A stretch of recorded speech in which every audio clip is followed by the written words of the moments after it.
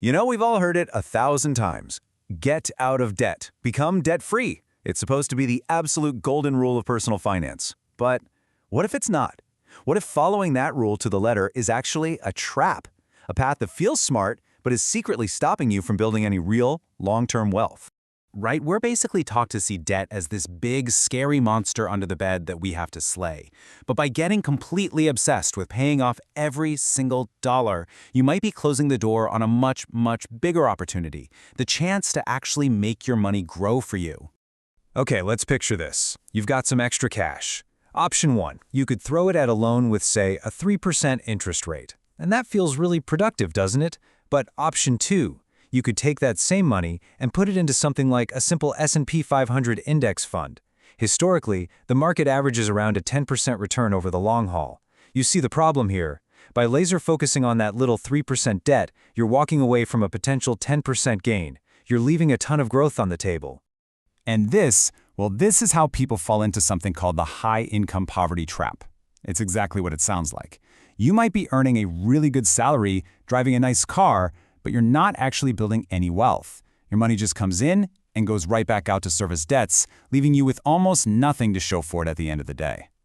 So, let's dig into the real cost of this obsession. Because it's not just about the interest you're paying, it's about the massive amount of wealth you are not building along the way. So I want you to ask yourself this, and be honest. Are you trying to escape debt, or are you accidentally escaping wealth? By focusing only on wiping out those red numbers in your debt column, you could be completely ignoring the incredible growth potential of the green numbers in an investment portfolio. Let's make this super practical. Let's say you work your tail off to pay off your $10,000 car loan early. Great. The very next day, what do you have? You have a car that's now worth less than it was yesterday. It's a depreciating asset, and you have zero cash. No money to invest, no money for an emergency. You have an asset that's losing value, and that's it. And this chart, wow, it just lays it all out crystal clear. Look at the left bar. That's you paying off the car loan. 5 years later, that money is just gone. Now, look at the right. That's you investing it instead. Just look at that growth. That's not a tiny difference, folks. That is the foundation of your future wealth that you gave up for the short-term feeling of being debt-free. So, what's the move here? How do we fix this?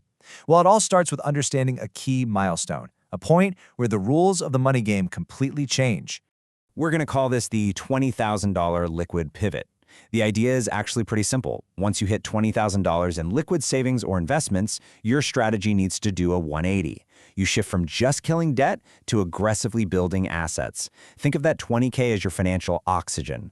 It gives you breathing room, allows you to take calculated risks, and jump on opportunities. If you're always throwing every spare dollar at a low-interest loan, you might never, ever reach this crucial pivot point. I love this analogy. Think of your money as your best, hardest-working employee. Now, using it to pay off a 4% student loan is like telling that star employee to just go on a permanent coffee break. Wouldn't you rather have them working overtime for you in an investment, actually building your future? And here's a thought that might just blow your mind. Because of inflation, that old fixed-rate debt you have, it's actually getting cheaper to hold on to over time. Think about it. The value of a dollar goes down every year, but your monthly payment stays exactly the same. So when you rush to pay off that old debt with today's more valuable dollars, you're not doing yourself a favor. You're doing the bank a massive favor.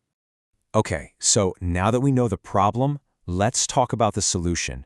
Let's build a whole new financial blueprint. This is what we call the quiet escape strategy for building real wealth while you intelligently manage your debt. First things first, you have to understand that not all debt is the same, not by a long shot. On one hand, you've got bad debt. This is your high-interest stuff, like credit cards that you use for things that lose value. That stuff? Yeah, you got to tackle that. But then there's good debt. This is low-interest debt used to buy assets that can grow in value, like a mortgage on a house, or even a student loan that boosts your earning power for life. So here's the game plan. Step 1, automate your investing. First, always pay yourself before you pay anyone else. Step 2, on that good debt, those low-interest loans we just talked about, just pay the minimums. That's it. Step 3, pour everything else you can into aggressively funding your index funds. Let the magic of compounding do all the heavy lifting for you. And Step 4, this one's a little different. When this strategy works and you start building real wealth, tell no one. Seriously, stay quiet, stay humble, and stay invested. So what this all boils down to is a massive mental shift. You have to stop chasing the temporary feeling of being debt-free. Instead, you need to start focusing on the long-term reality of being financially stable and ultimately financially free. True freedom isn't seeing a zero on a loan statement. It's having a portfolio big enough to fund your entire life, whatever you want that to be. So I'll leave you with this final question. Look at your current financial plan. What is it actually doing for you? Is it just building a better resume for your next lender, proving you're a good little debtor? Or are you building a real revenue stream that will one day truly set you free? The choice is all yours.